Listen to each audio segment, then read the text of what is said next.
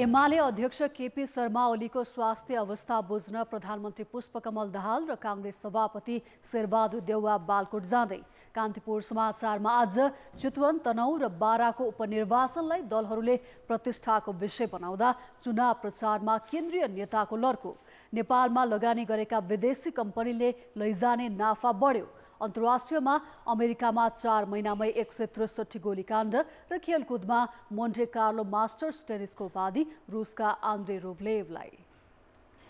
नमस्कार, अब मुख्य समाचार।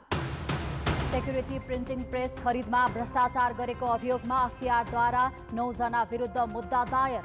2 अर्ब 69 करोड 40 लाख बिगो असुली, जरिवाना र कैदी सजाय माग। नेपालबाट रकम बाहिरिने क्रम बढ्दो। वैदेशिक लगानी घट्दा 9 महिनामै झण्डै 14 अर्ब नाफा विदेश लैजान स्वीकृति। नाफा लैजाने अधिकांश भारतीय कम्पनी। तराईका गाउँलाई राजमार्ग र बजारसम्म जोड्न सुरु भएका 334 सडक 2 वर्षदेखि अलपत्र। बजेट नछुट्याइदा कामै भएन, स्थानीयलाई धुलोको शास्ति।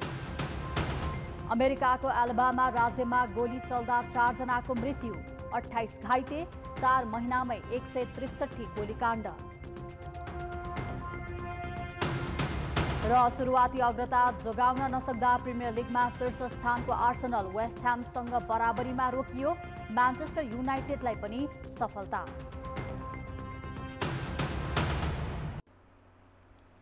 अख्तियार दुरुपयोग अनुसन्धान आयोगले सेक्युरिटी प्रिन्टिङ प्रेस खरिदमा अनियमितता गरेको आरोपमा सुरक्षण मुद्रण केन्द्रका कार्यकारी निर्देशक विकल्प पौडेल सहित 9 जना विरुद्ध भ्रष्टाचार मुद्दा दायर गरेको छ।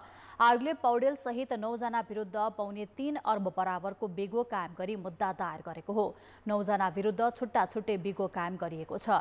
मुद्दा दायर गरिएकाहरूमा सीडीई नवीन कुमार पोखरेल, सहायक निर्देशक रमेश प्रसाद पोखरेल, शाखा अधिकृत मणिकमान महर्जन, पूर्व लेखा अधिकृत रामबहादुर बुढा, शाखा अधिकृत Shirish Upadhyay, engineering marketing concern प्रालिका प्रबन्ध निर्देशक रोहितमान प्रधान, मेपटेक वेल्डिङ सर्भिसेस प्रालिका निर्देशक भुवन महर्जन र परामर्शदाता वास्तुशिल्प एसोसिएट्सका प्रबन्ध निर्देशक मित्रलाल गुरौ छन्। सुरक्षण मुद्रण केन्द्रले power system in security printing press and press rise fuel storage ट्याङ्कको खरिदमा अनियमितता गरेको पाइएपछि विशेष अदालतमा मुद्दा दायर गरिएको अख्तियारका प्रवक्ता भोला दाहालले विज्ञप्तिमा जनाएका छन्।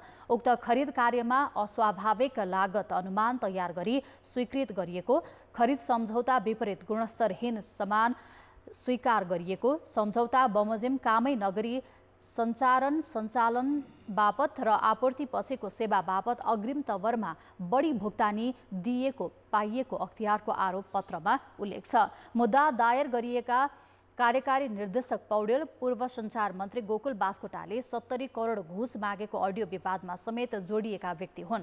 प्रतिनिधि सभा अन्तर्गतको सार्वजनिक लेखा समितिले समेत सेक्युरिटी प्रिन्टिङ प्रेस खरिदमा भएको अनियमितताबारे छानबिन गरेर उनलाई कारबाहीका लागि अख्तियारमा सिफारिस गरेको थियो। तर सिफारिस टुङ्गोमा नपुग्दै गत जेठमा उनी पुनः सुरक्षण मुद्रण केन्द्रको कार्यकारी निर्देशकमा नियुक्त भएका थिए। 1.5 महिनाको रिक्ततापछि परराष्ट्र मन्त्रालयले बल्ल नेतृत्व पाएको छ। तर दलीय भागवण्टाका आधारमा नेपाली कांग्रेसका नेता एनपी साउदले पाएको परराष्ट्रको जिम्मेवारी त्यति सहज भने छैन। खास गरी रुस युक्रेन युद्धपछि शक्ति राष्ट्रबीच देखिएको ध्रुवीकरणको असर नेपालमा पनि परिरहेको छ भने चीन र भारतको सुरक्षा चासो तथा अमेरिकाको उपस्थितिलाई कसरी सन्तुलित बनाउने भन्ने विषय सबैभन्दा चुनौतीपूर्ण छ। भू-राजनीतिक दबावकै कारण कतिपय महत्त्वपूर्ण विषयमा समेत नेपालले निर्णय गर्न नसकेको अवस्था छ। शक्ति राष्ट्रको भ्रमण र चहल पहल बढिरहेका बेला फागुन 15 यता 1.5 महिना परराष्ट्र मन्त्रालय नेतृत्वविहीन रह्यो। वैशाखभित्रै भारत भ्रमणको तयारीमा रहेका प्रधानमन्त्री पुष्पकमल दाहालले बल्ल परराष्ट्र मन्त्रीमा नेपाली कङ्ग्रेसका एनपी साउदलाई नियुक्त गरेका छन्। अब सरकार कूटनीतिक मामलामा कसरी प्रस्तुत हुन्छ आगामी दिनले देखाउला। तर मुलुकको परराष्ट्र मामिला त्यति सहज अवस्थामा भने छैन। विशेष गरी भारतसँग लिपुलेक र कालापानी क्षेत्रमा देखिएको सीमा विवाद, खुला सीमाका कारण बढ्दै गएको सुरक्षा चुनौती, भारतकै अवरोधका कारण भैरवाको गौतम बुद्ध र पोखरा अन्तर्राष्ट्रिय विमानस्थलका लागि हवाई रुट पाउन नसकेका विषय कसरी समाधान गर्ने जस्ता सरकारका लागि सबैभन्दा चुनौतीपूर्ण छ। त्यसो त नेपालमा चीनले बनाइरहेका आयोजनाका लागि आवश्यक पर्ने विस्फोटक पदार्थमा समेत अवरोध गर्दै आएको परराष्ट्र मन्त्रालयका अधिकारीहरू बताउँछन्। भारतले अग्निपथ सैन्य भर्नामा नेपाललाई सहभागी हुन दिँदै आएको दबावमा सरकारको रणनीति के हुन्छ, परराष्ट्र मन्त्रीको भूमिका त्यसैमा देखिनेछ। सम्माननीय प्रधानमन्त्रीज्यूको भारत भ्रमणको धेरै नजिकै सम्भावना छ। अहिले राष्ट्रिय हित अनुकूलको अन्तर्राष्ट्रिय सम्बन्ध हुनु देशका लागि जरुरी छ र राष्ट्रिय हित अनुकूलका सम्बन्धको लागि सरकारको हाम्रो तर्फबाट मेरो तर्फबाट प्रयत्न हुनेछ। वैदेशिक लगानी यस वर्ष 3 अर्ब पनि नपुग्नुको मुख्य कारण नै कमजोर कूटनीति हो। एमसीसी अनुमोदनपछि नेपालमा अमेरिकी चासो बढ्दै गएको छ। माघ र फागुनमा मात्रै अमेरिकाका 4 उच्च अधिकारीले नेपाल भ्रमण गरे।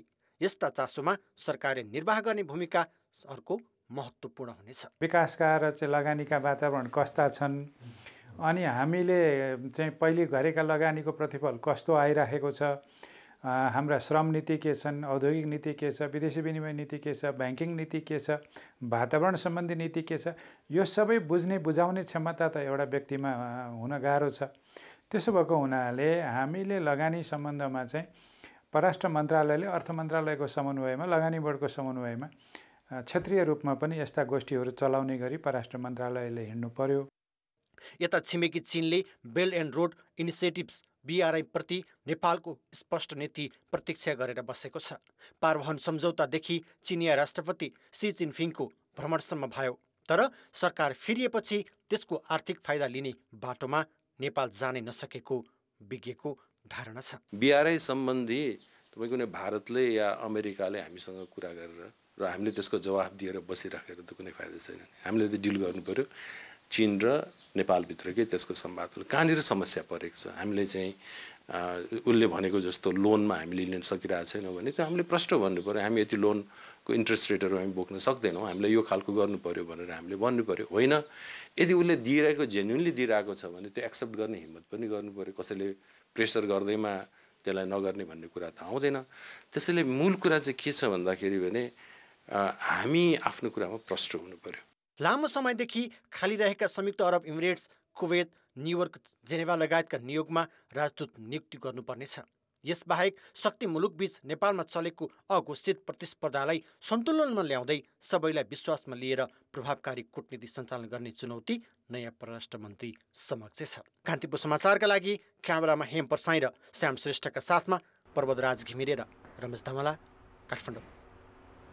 प्रधानमन्त्री पुष्पकमल दाहालको दिनचर्या कसरी बितिरहेको होला? सरकारको प्राथमिक काम भन्दा पनि सार्वजनिक कार्यक्रममा समय खर्चेको आरोप खेपिरहेका प्रधानमन्त्री अब पार्टीले खटाएको समयअनुसार चल्नुपर्ने भएको छ।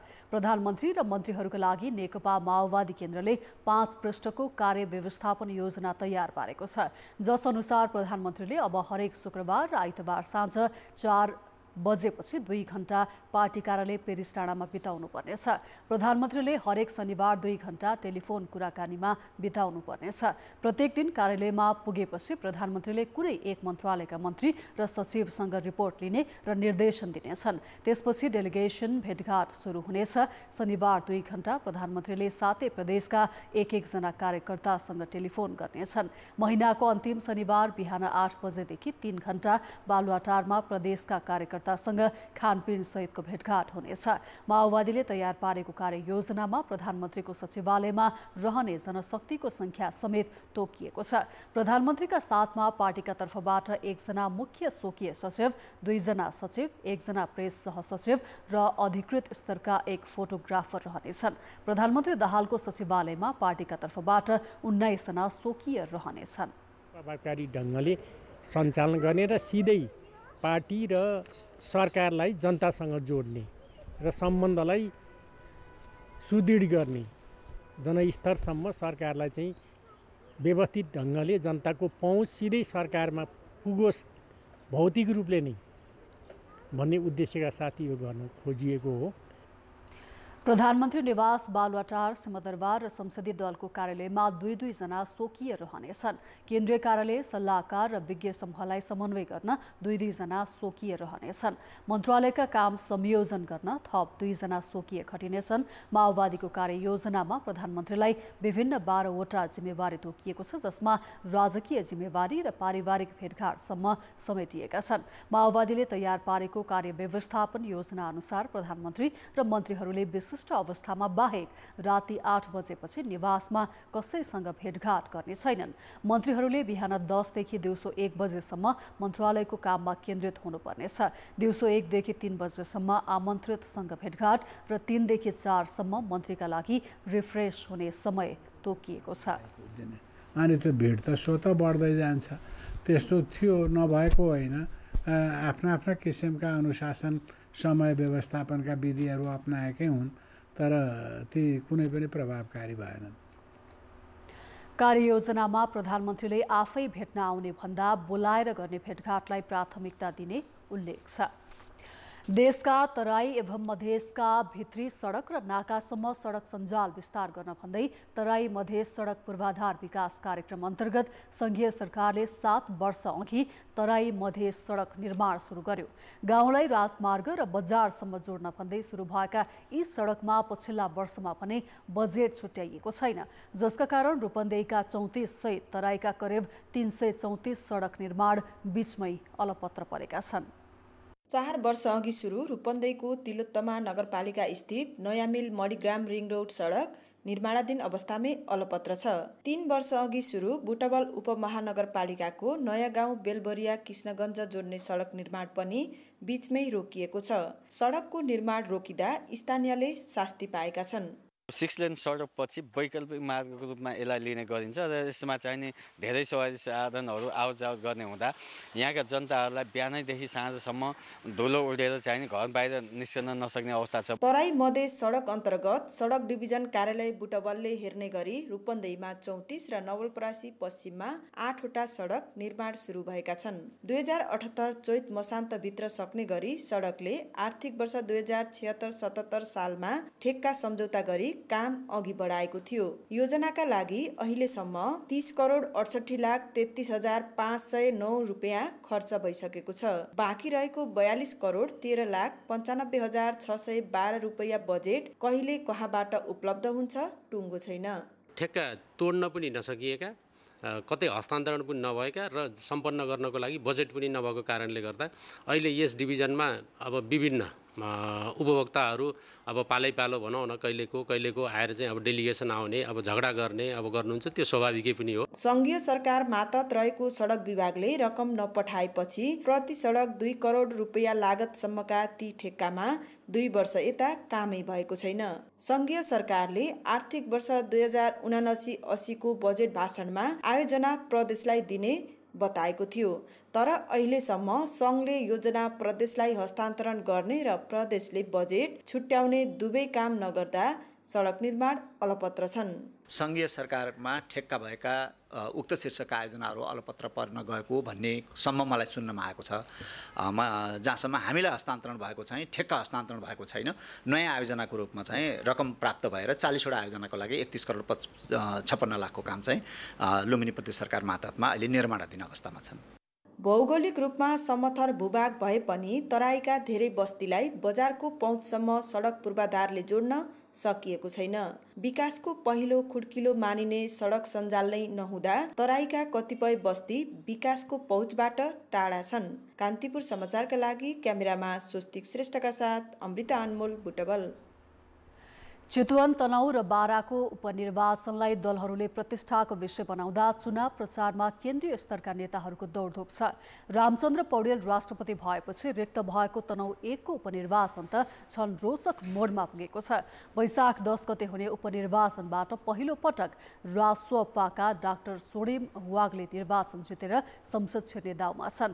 त्यहाँ काङ्ग्रेसले गोविन्द भट्टराईलाई अघि सारेको छ भने एमाले सर्वेन्द्र खनाललाई उठाएको छ। चुनाव जति नजिकिँदो छ उति तनहु 1 को माहौल तात्दै गएको छ। उम्मेदवारहरूको घर दैलो कार्यक्रम पनि जोडतोडका साथ चलिरहेको छ। यसैबीच निर्वाचनको माहौल र मतदाताको उत्साहबारे थप जानकारी दिन तनहुबाट संवाददाता प्रताप राणा प्रत्यक्ष सम्पर्कमा छन्। प्रताप, तनहु 1 को चुनावी चहल पहल कस्तो छ? निर्वाचनलाई लिएर मतदाता कतिको उत्साहित छन्?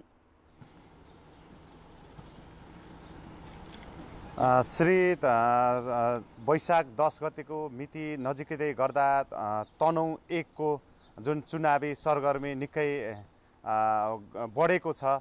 उम्मेदवारहरू मतदाता कहाँ मत माग्नका लागि रात दिन नभनिकन मतदाताको घरदेलमा पुगेका छन् भने अहिले जुन मतदानको समय नजिकै गर्दा उम्मेदवारहरू राजनीतिक दलका उम्मेदवारहरू मतदाता कहाँ पुग्ने मात्र नभइकन उम्मेदवारहरूले आम सभाहरू गर्ने क्रम चाहिँ जारी राखेको छ। हिजो मात्रै तनहुको दमौलीमा राष्ट्रिय स्वतन्त्र पार्टीले वृहत आमसभा गरेको छ भने नेपाली काङ्ग्रेस र एमाले भोलि 5 गते भोलिका लागि आमसभाका लागि चाहिँ तीव्र तयारी गरिरहेको छ। काङ्ग्रेसले शीर्ष नेताहरूलाई जुन आमसभाका लागि चाहिँ जुन शीर्ष नेतालाई ल्याउने कार्यतालिका तय गरिसकेको छ भने रासपाले हिजो केन्द्रीय सभापति रवि लामेछाने लगायत सङ्घीय सांसदहरूलाई यो वृहत आमसभामा सहभागी गराउनु भएको छ। त्यस्तै एमाले पनि केन्द्रीय स्तरका सकेसम्म समयानुकूल एमालेका केन्द्रीय अध्यक्ष केपी ओलीलाई आमसभामा ल्याउने तयारी गरिरहेको छ भने उहाँसँगै शीर्ष नेतालाई एमाले तनहुको उपनिर्वाचनलाई लक्षित गरेर आमसभाका लागि तयारी गरिराख्नु भएको छ। त्यस्तै उम्मेदवारहरू घर दैलोमा निकै भोट माग्नका लागि निकै व्यस्त भएका छन्। त्यस्तै कार्यकर्ताहरू पनि आफ्नो किसिमले मतदाता कहाँ पुगेर आफ्नो उम्मेदवारलाई विजय गराउनका लागि मत माग्ने क्रम चाहिँ जारी रहेको छ। त्यस्तै गरेर तनहु 1 मा जुन राजनीतिक साना दलले पनि मतदाता कहाँ घर दैलोमा पुगेर भोट माग्नका लागि चाहिँ व्यस्त देखिन्छ। श्रीजी प्रताप, जस्तो तपाईले निरन्तर तनहुबाट रिपोर्टिङ गरिराख्नु भएको छ, त्यहाँका जनतासँग कुरा गर्ने मौका पनि पाउनु भएको छ। यो निर्वाचनलाई लिएर तनहुका जनताको अपेक्षा के छ र अनि उम्मेदवारहरू कस्ता विषयलाई लिएर मतदाता सामु पुगेका छन्, उनीहरूका एजेन्डाहरू के छन्? उम्मेदवारहरूले विशेष गरेर पूर्वाधार विकास र रोजगारीलाई बढी प्राथमिकता देखेको पाइन्छ।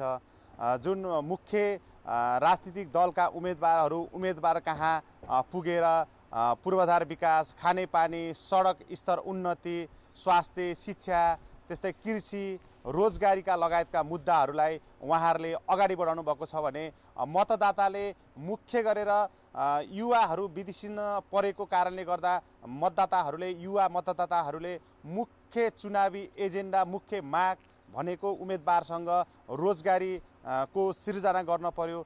युवाहरू चाहिँ विदेश पलायन भएका छन्, त्यसले गर्दा आफ्नो शैक्षिक योग्यता रहँदै पनि विदेशिनु पर्ने बाध्यता छ। त्यो कारणले गर्दा आफ्नो शैक्षिक योग्यताको आधारमा नेपालमै आफ्नै ठाउँमा बसेर आफ्नै गाउँमा बसेर चाहिँ रोजगारी सिर्जना भयो भने हामी तपाईहरुलाई मत दिन्छौं। हैन भने विगतको चुनावमा जस्तै तपाईहरु चुनावमा घर दैलोमा आउनुहुन्छ, भोट माग्नुहुन्छ, तर गाउँ फर्किनुहुन्न, आफ्नो चुनावी एजेन्डा बिर्सिनुहुन्छ भन्ने खालका पनि गुनासो गरेको पाइन्छ मतदाता कहाँ। तर अहिले उम्मेदवारहरू सरसर्ती हेर्दाखेरि तीनै मुख्य राजनीतिक दलका कांग्रेस, एमाले, रासपा लगायतका उम्मेदवारहरू युवाहरू भएको कारणले गर्दा अहिले मत चाहिँ युवाहरूले विशेष गरेर आफ्नो रोजगारीको लागि चाहिँ मुख्य एजेन्डा बनाएको पाइन्छ। श्री आफ्ना उम्मेदवारलाई जिताउन केन्द्रीय नेताहरू पनि तनहु पुगेका छन्। दल र उम्मेदवारको समीकरण र अघिल्लो चुनावको मत हेर्दाखेरि के देखिन्छ? मङ्सिरको मतलाई हेर्ने हो भने यहाँ नेपाली कांग्रेसले 25,000 को हाराहारीमा मत ल्याएर चाहिँ कांग्रेसको उम्मेदवार रामचन्द्र पौडेल चाहिँ विजय हुनुभएको थियो भने एमालेका उम्मेदवार एकबहादुर राणाले 19,000 को हाराहारीमा मत ल्याउनु भएको थियो। त्यस्तै गरेर कांग्रेसबाट स्वतन्त्र उम्मेदवारी दिनुभएका कांग्रेसका पुराना नेता गोविन्दराज जोशीले 7,000 को हाराहारीमा मत ल्याउनु भएको थियो। त्यस्तै रासपाका विकास सिग्देलले 6000 को एराउन्डमा मत ल्याउनु भएको थियो। सरसर्ती हेर्दा चुनाव चाहिँ अनि कता जान्छ के गर्छ अहिले निकै यसै भन्न सक्ने स्थिति छैन। यहाँ कङ्ग्रेसले यो क्षेत्र आफ्नो विरासत भएको भनेर दाबी गरिरहेको छ भने त्यसमाथि पनि फेरि सत्ता गठबन्धनको समर्थन पनि कङ्ग्रेसको उम्मेदवार गोविन्द भट्टराई रहेको कारणले कङ्ग्रेसले आफ्नो जित सुनिश्चित रहेको भनेको छ। त्यस्तै गरेर अर्थशास्त्रिक रूपमा परिचित सोडिम वाकले रासपाको उम्मेदवार हुनुहुन्छ। उहाँ पनि अहिले जुन खालको जुन प्रचार शैली त्यस्तै गरेर मतदाता कहाँ जाँदा पनि उहाँले पनि आफूले चुनाव मत पाउने भनेर चाहिँ उहाँले दाबी गर्नुभएको छ। त्यस्तै एमालेका उम्मेदवार सर्वेन्द्र खनाल पनि चुनावी मैदानमा हुनुहुन्छ।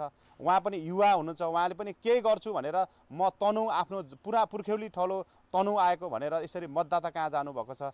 सरसर्ती तीनटा उम्मेदवारहरू निकै प्रतिस्पर्धात्मक निकै रोचक छ र पुरानो जुन समीकरणलाई हेर्ने हो भने सत्ता गठबन्धन केही मतले माथि छ। तर पनि यो गोविन्दराज जोशीको मत जुन समूहको मत र कता जान्छ त्यो मत पनि निर्णायक पनि मानिन्छ। एक किसिमले हेर्ने हो भने यस सरसर्ती हेर्दा एमाले आफ्नै सङ्गठन बलियो छ भन्छ। त्यस्तै गरेर कङ्ग्रेसले पनि सङ्गठन त्यसमा पनि सत्ता गठबन्धनको समर्थन भएको कारणले गर्दा जित्ने भनेको छ भने रासपाले अहिलेको जुन चुनावी एजेन्डा त्यस्तै गरेर निकै अर्थशास्त्रिक रूपमा परिभाषित गरेर रासपाले पनि आफ्नो माहौल भनेको छ। यसरी हेर्दाखेरि सरसर्ती हेर्दा तनहुँ 1 को चुनाव यति रोचक छ जसले गर्दा आफ्नो स्थान जित सुनिश्चित छ भन्ने खालको भनिराखेको छ। तर चुनाव चाहिँ के हुन्छ कता जान्छ त्यो मत कसले जित्छ भन्नेखेरि यसै भन्ने सक्ने स्थिति चाहिँ हामी देख्दैनौँ। श्री धन्यवाद प्रताप। उनी थिए तनहुँ सहकर्मी प्रताप राणा। तनहुँ 1 मा उपनिर्वाचनको चहल पहल कस्तो छ यस विषयमा जानकारी दिँदै समाचार अझै बाँकी छन्। ब्रेकपछि पुनः स्वागत छ। विराटनगर महानगरपालिकाले वैशाख 1 गतेदेखि चुरोट, बिडी, खैनी, गुड्खा जस्ता सुर्तीजन्य वस्तुको बिक्री वितरण र सार्वजनिक ठाउँमा सेवन गर्न रोक लगाएको छ। तर यसका अमली धेरै भएकाले कार्यान्वयन हुनेमा भने आशंका छ। विराटनगर महानगरपालिकाले वैशाख 1 गतेदेखि महानगरभित्र चुरोट, बिडी, सुर्ती, खैनी, गुड्का जस्ता सुर्तीजन्य वस्तुको बिक्री वितरण र सार्वजनिक स्थानमा सेवनमा रोक लगाएको छ। क्यान्सर जस्तो घातक रोग बढेको भन्दै चुरोट, बिडी, खैनी, गुड्का जस्ता सुर्तीजन्य वस्तुको बिक्री वितरण र सार्वजनिक स्थलमा सेवन गर्न महानगरपालिकाले रोक लगाएपछि विराटनगरका व्यापारीले पनि बिक्री गर्न छाडेका छन्। आउन चाहिँ आउँछ सोध्न चुरोट, खैनी, गुट्का, तर म राखेको छैन न बेचेको छैन। पहिलो चरणमा सुर्तीजन्य पदार्थको बिक्री वितरण र सार्वजनिक ठाउँमा सेवन गर्न रोक लगाएको महानगरपालिकाले यो अभियान सफल भएपछि क्रमिक रूपमा अन्य कदम चाल्ने जानकारी दिएको छ। स्वास्थ्यमा प्रतिकूल असर पार्ने सुर्तीजन्य वस्तुको बिक्री वितरण र सार्वजनिक ठाउँमा सेवन गर्न रोक लगाउने कार्य सबैको सहयोगमा सफल हुने महानगरको विश्वास छ। कसैले यदि त्यस्तो देख्नुभयो भने प्रश्न उठाइदिनु भयो भने तपाईहरुले रोक लगाइदिनु भयो भने हैन यो त निषेध छ तपाईले किन खानुभयो यो तपाईलाई पनि असर गर्छ अरूलाई पनि असर गर्छ हामीले यति मात्रै सबैजना लाग्यो भने अवश्य पनि सफल हुन्छ। सुर्तीजन्य वस्तुको बिक्री वितरण र सार्वजनिक ठाउँमा सेवन गर्न रोक लगाउने विराटनगर महानगरपालिकाको कार्य सराहनीय छ। तर सार्वजनिक ठाउँमा सुर्तीजन्य पदार्थ सेवन गर्न नपाउने नेपाल सरकारको यसअघिकै निर्णय कार्यान्वयन नभएको अवस्थामा महानगरको यो कदम प्रभावकारी हुनेमा भने सर्वसाधारणले आशंका गरेका छन्। कान्तिपुर समाचारका लागि क्यामेरामा सम्मु पोखरेलका साथ सुशीला पाठक र महाप्रसाद खतिवडा, विराटनगर, मोरङ। अब जनमतमा आजको प्रश्न। जनमत हाम्रो प्रश्न छ, महालेखाले औल्याएका सुझाव किन कार्यान्वयन नभएका होलान्? ए सरकारको गैर जिम्मेवारी, बी अपारदर्शी प्रवृत्ति र सी नियमन र निगरानी अभाव। जनमतको अन्तिम परिणाम आज साँझ 8 बजेको कान्तिपुर समाचारमा प्रसारण गर्नेछौँ। कृपया NEWS news space A, B वा C टाइप गरी 34001मा SMS गरी आफ्नो मत व्यक्त गर्नुहोला। अब जनताको आवाज। हामीले 7 प्रदेशमा सोधेका छौँ, स्थानीय तहले जिम्मेवारी लिएपछि विद्यालय शिक्षाको अवस्था कस्तो पाउनु भएको छ? जनताको आवाज। नीतिगत रूपमा अनुभव मूल्याङ्कनका आधारमा स्थानीय तहले त्यति प्रभावकारी बनाउन सकेका छैनन्। राम्रै लागेको छ। पढाइहरूमा त्यस्तो केही प्रगति देखाएको छैन। सेवा सुविधा अलि उपलब्ध भएकोमा चाहिँ राम्रो छ। शिक्षक तथा व्यवस्थापन समितिका पदाधिकारीहरूलाई प्रोत्साहन गर्ने काम राम्रो गरेको छ। किताब ल्याउन पहलै गरेको छैन। शुल्कदेखि लिएर अनि एडमिसनहरूदेखि लिएर हरेक कुराहरूमा समस्याहरू देखिरहेको छ। आफ्ना मान्छेहरू जाहेर खुवाउनको लागि मात्रै प्रयास गरेको छन्। शिक्षा क्षेत्रमा त्यति राम्रो सुधार चाहिँ देखिएको छैन। शिक्षामा चाहिँ केही सुधारका लक्षणहरू पनि देखिएका छन्। शिक्षा चाहिँ अलि राम्रो बन्ने भएको छ। 10वटा पालिकामा मैले सरसर्ती हेर्दा 10 थरी नै शिक्षा ऐन भएको मैले बुझेको छु। पहिला भन्दा अहिलेको हेर्दा त केही ठिकै पनि छ। अनुगमन पनि केही खासै छैन। स्थानीय पाठ्यक्रम लागू भएको छ। स्थानीय तहले प्राविधिक र व्यावहारिक शिक्षातिर ध्यान दिएको पाइँदैन। शिक्षामा राजनीति हुन्छ। हरेक कुराहरूमा चाहिँ राजनीतिले चाहिँ बढी हबी भएको चाहिँ देखिन्छ। शैक्षिक स्तर त झन् अस्तव्यस्त भएको चाहिँ मलाई लागिरहेको छ। राम्रा मान्छे भन्दा पनि हाम्रा मान्छेलाई चाहिँ एउटा नियुक्ति गर्ने प्रोत्साहन दिने त्यो एउटा प्रवृत्ति छ। शैक्षिक पक्ष भौतिक पक्ष सबै क्षेत्रमा चाहिँ नै राम्रो ध्यानाकर्षण हुन सकेको छ। विद्यालयहरू राजनीतिको अखाडा बन्दै गएको छ। अझै भने जस्तो हामीले भेटाएका छैनौँ। त्यति सुधार भएको अवस्था चाहिँ देखिन्न।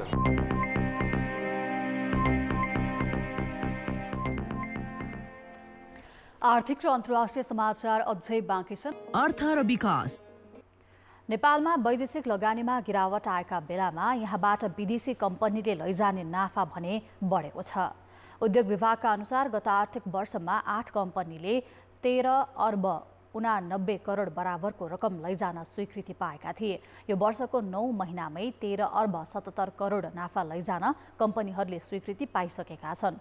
सूर्य नेपालमा लगानी गरेको भारतीय कम्पनी आइटिसीले गत वर्ष 5 अर्ब 50 करोड लैजान स्वीकृति पाएकोमा यो वर्षको सोही अवधिमा 5 अर्ब 83 करोड स्वीकृति पाएको छ। त्यस्तै यही कम्पनीमा लगानी गरेको ब्रिट्स टोब्याकोले यो वर्ष 19 अर्ब नाफा लान पाउने भएको छ। युनिलिभर नेपालमा लगानी रहेको भारतीय कम्पनी हिन्दुस्तान युनिलिभरले यो वर्ष 84 करोड लान स्वीकृति पाएको छ। एनसेलमा लगानी रहेको रेनोल्ड होल्डिङ्सले गत वर्ष 3 अर्ब 89 करोड रुपैयाँ नाफा लगेकोमा यस वर्ष भने उद्योग विभागबाट स्वीकृति पाइसकेको छैन। एनसेलले यो वर्ष 8 करोड रुपैयाँ नाफा लैजान प्रस्ताव गरेको छ। यहाँ आएका विदेशी कम्पनीले उच्च मुनाफा कमाएको देखिए पनि वैदेशिक लगानी भने अपेक्षा अनुसार आउन सकेको छैन। 1 इन्भेस्ट हुँदाखेरि 10 को रिटर्न लगेको केसहरू पनि छ। लगभग 5 टाइम्स भन्दा बढी चाहिँ इन्भेस्टमेन्ट लगेको स्थिति छ। पछिल्लो दुईटा अबको हेर्ने हो भने हामीले गरेको 77 78 र 78 79 मा हेर्ने हो भने 77 र 78 मा चाहिँ पछिल्लो भन्दा नि अझ बढेको छ र झन् 78 79 मा चाहिँ झन् बढिरहेछ। भित्रिने भन्दा पनि कहिलेकाहीँ के हुन्छ बाहिर जाने रकम चाहिँ अहिले नेपालमा चाहिँ बढी भएको स्थिति छ। नेपाल राष्ट्र बैंकका अनुसार चालु आर्थिक वर्षको 8 महिनामा 1 अर्ब 17 करोड रुपैयाँ मात्र वैदेशिक लगानीका रूपमा भित्रिएको छ। जबकि नाफा बापत कम्पनीले मुलुकबाट बाहिरिने रकम भने 1 अर्ब 80 करोड पुगेको छ। गत वर्षको 8 महिनामा भने 16 अर्ब वैदेशिक लगानी आउँदा मुलुकबाट 43 करोड रकम मुलुकबाट बाहिरिएको थियो। अब अन्तर्राष्ट्रिय समाचार। अमेरिकाको अलाबामा राज्यमा भएको गोलीकाण्डमा 4 जनाको ज्यान गएको छ। डेडभिल सहरको एक डान्स स्टुडियोमा जन्मोत्सवको भोजमा भएको गोलीकाण्डमा 28 जना घाइते भएका छन्। तीमध्ये केहीको अवस्था गम्भीर रहेको स्थानीय प्रहरीले जनाएको छ। अमेरिकामा 4 महिनाभित्र भएको यो 163औं गोलीकाण्ड हो। घटनामा माध्यमिक विद्यालय उत्तीर्ण एकजना उदाउँदो फुटबल खेलाडीको पनि ज्यान गएको छ। अमेरिकी बन्दुक हिंसा अभिलेखालयका अनुसार अमेरिकामा यो वर्ष औसतमा हरेक दिन 1 भन्दा बढी गोलीकाण्ड भएका छन्। समाचार अझै बाँकी छन्। खेलकुद समाचार। कान्तिपुर खेलकुद समाचारमा स्वागत छ। शहीद स्मारक ए डिभिजन लिगमा आज 2 खेल हुँदैछन्। साधुबाटो स्थित इन्फा कम्प्लेक्समा दिउँसोको 3 बजे हिमालयन शेर्पा र फ्रेन्ड्स क्लब आम्ने सामने हुँदैछन्। शेर्पा लगातार दोस्रो जितको खोजीमा हुनेछ। उसले यसअघि हाई स्कोरिङ खेलमा एपिएफलाई 5-3 गोलले पराजित गरेको थियो। यता तालिकाको पुछारमा रहेको फ्रेन्ड्स रेलिगेसन जोनबाट बाहिर निस्किने कोसिसमा हुनेछ। फ्रेन्ड्स पछिल्ला 4 खेलदेखि जितविहीन छ। यी दुई बीच अघिल्लो सिजन भेट हुँदा 1-1 गोलको बराबरीमा रोकिएका थिए। सोही समयमा च्यासल मैदानमा चर्च बोइज युनाइटेड र 3 स्टार बीच प्रतिस्पर्धा हुनेछ। ललितपुर डर्बी अन्तर्गत यी दुई बीच ए डिभिजन लिगमा पहिलो पटक प्रतिस्पर्धा हुन लागेको हो। चर्च बोइज चौथो स्थानमा छ, 3 स्टार 5औं स्थानमा छ। आजको खेलमा जित्ने टिम शीर्ष स्थानमा उक्लिन्छ। यो खेलसँगै ए डिभिजन लिगको 9औं चरण सकिनेछ।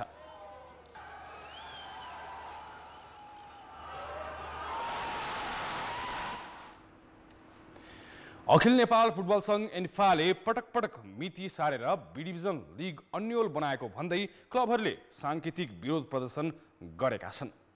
शहीद स्मारक ए डिभिजन लिग अन्तर्गत च्यासल मैदानमा एपिएफ र सङ्कटा बीचको खेल हुँदा बी डिभिजन क्लबका पदाधिकारीले प्ले कार्ड र क्रिकेट ब्याट देखाउँदै प्रदर्शन गरेका थिए। कार्डमा बी डिभिजन कहिले भन्ने प्रश्न लेखिएको थियो। 3 पटक सारिएको बी डिभिजन लिगको नयाँ मिति एन्फाले तोकेको छैन। अहिले चाहिँ नि बी डिभिजनका हरेक क्लबका मिनिमम पनि खेलाडी अनुबन्धन गरेर र आर्थिक भारमा परिसकेका छन्। त्यो आर्थिक भारलाई पनि हामी बिर्सेर अझ पनि छलफलमा तयार छौँ। होइन, हामीले एन्फालाई पत्र पनि बुझाएका छौँ, तर त्यो पत्रमा पनि विचाराधीन भइकन पनि एन्फाले कुनै एन्सर नदिएको भएर आज यो चाहिँ साङ्केतिक विरोधको रूपमा हामीले चाहिँ प्रस्तुत हुन बाध्य भएर गऱ्यौँ। गत फागुनमै आयोजना गर्ने भनिए पनि आर्थिक अभाव भएको भन्दै चैत 15 गतेलाई लिग सारिएको थियो। चैत 17 गते बसेको बैठकले चैत 29 गते घोषणा